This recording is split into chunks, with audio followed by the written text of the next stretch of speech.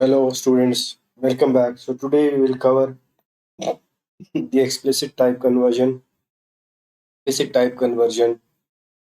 as part of built-in functions mentioned in the book. To start with, first we'll cover explicit type conversion. So here on the screen as an example, x variable is assigned a value 50.76, which is float. And to convert it into integer type, we pass the x argument to the integer function and then print it. When I run this, we'll get 50, which is an integer value. Likewise, when x is assigned an integer value and you want to convert it into a float, then pass the x argument to float function and then print it, you'll get 50.0,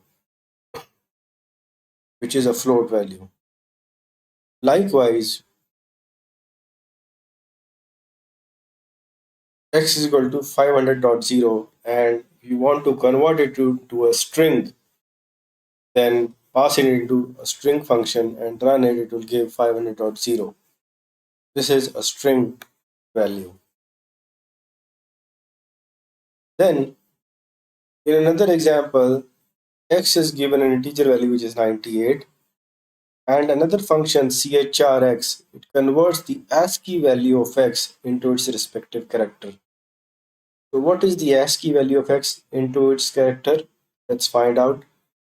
Is B, right? So this is how we do explicit type conversion, where we force the argument to a function to derive a new type. Another way to do is implicit type conversion. Now here you can see an example where number 1 is given integer value, which is 50, and number 2 is given float value, which is 75.0. And when we do the sum, we get 125. Now what is 125? Is it an integer or float? Let's find out. So here it is float, which is 125.0. Okay.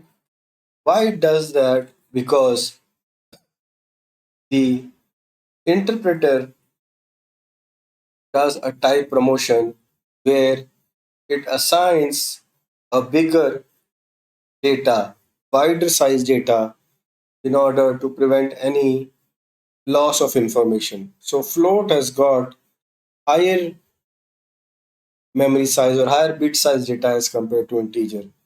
And that is the reason it automatically converts to float.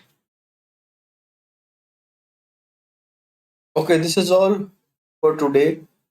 When this covers built-in functions in the book. See you in next class. Thanks for joining.